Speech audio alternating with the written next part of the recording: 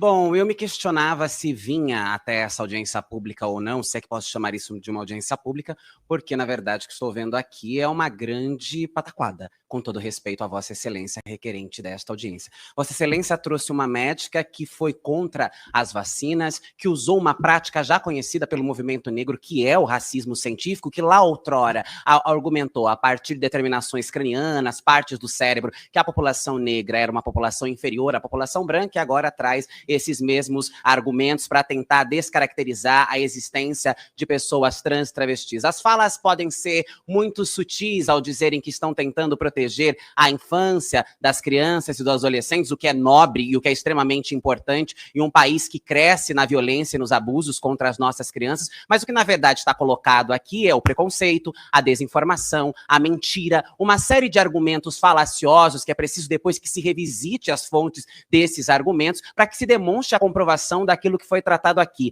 Disseram, por exemplo, sobre mutilação em crianças menores de idade. Aqui o Conselho Federal de Medicina diz que o tratamento de hormonioterapia não pode ser aplicado em adolescentes menores de 16 anos e as cirurgias de redesignação sexuais aplicadas em pessoas menores de 18 anos. Logo, não existe mutilação em criança, não existe mutilação em adolescentes. Essa é mais uma tentativa de promoção do caos, da desinformação, da mentira, dessa frente antitrans que vem ganhando força não só no Brasil, mas em todo o mundo. É um ódio irrestrito, fantasiado de preocupação. É uma violência contra um grupo que já é massacrado historicamente e ainda digo mais, atrelam a transexualidade à necessidade de cirurgia de redesignação sexual. Ninguém precisa passar por cirurgia de redesignação sexual para ser transexual ou travesti. Isso é uma consequência levada a determinadas características que pode ser ou não escolha de uma pessoa transexual e travesti. Então, de fato, o tempo é muito curto para que a gente possa explorar os absurdos que aqui foram tratados,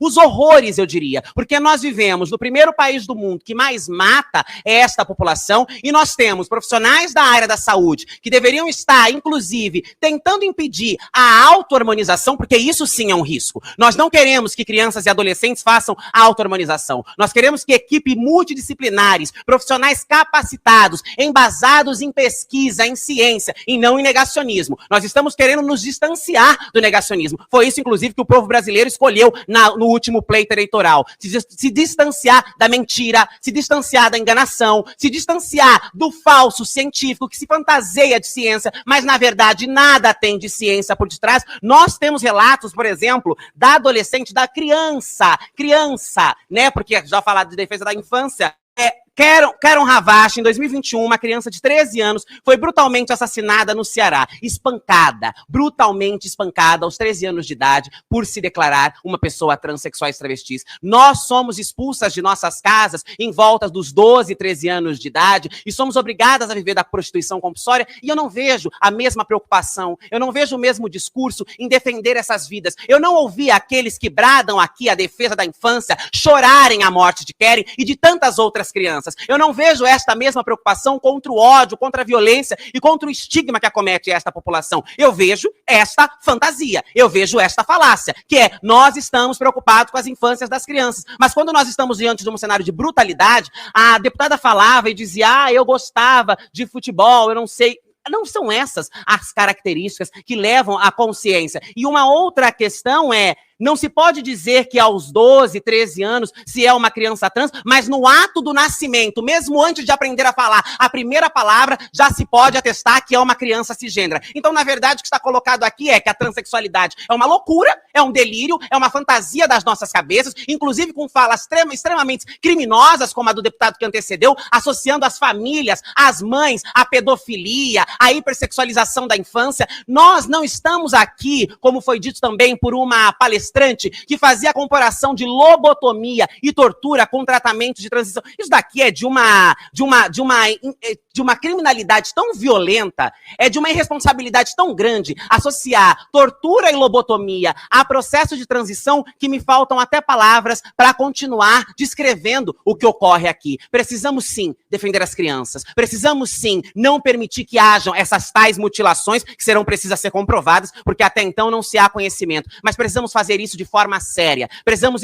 fazer isso de forma comprometida, e não com essas frentes que se levantam para perseguir, atacar, estigmatizar a população transexual e travestis. E nós seguiremos, sim, pressionando esta casa para que discuta e legisle na defesa da vida dessa população que é morta, que é estuprada, que é violentada, que é roubada dos seios da família, que é impedida de frequentar as igrejas, exatamente por discursos criminosos, preconceituosos e discriminatórios, como os que foram praticados aqui hoje, fantasiados de proteção. Se nós queremos proteger as crianças e os adolescentes, nós não podemos empurrá-los ao suicídio, nós não podemos empurrá-los à prostituição, nós não podemos empurrá-los ao abandono de suas famílias. Eu mesma fui expulsa da minha casa pela minha mãe aos 14 anos de idade por discursos preconceituosos e criminosos como os que foram feitos aqui. Nós temos direito ao Estado, nós temos direito ao acesso à saúde, nós temos direito à família, nós temos direito de representação neste lugar e seguiremos aqui acompanhando, não para criminalizar ou perseguir a opinião de ninguém, mas para não mais permitir, já para concluir, que esse tipo de narrativa continue sendo utilizada para perseguir as nossas identidades e para nos limar da sociedade. Aonde estão as pessoas trans além da prostituição? Aonde estão as pessoas trans além das manchetes policiais? Não estão porque existem argumentos como este. Não estão por conta do ódio, por conta do preconceito, por conta da discriminação. Nós avançaremos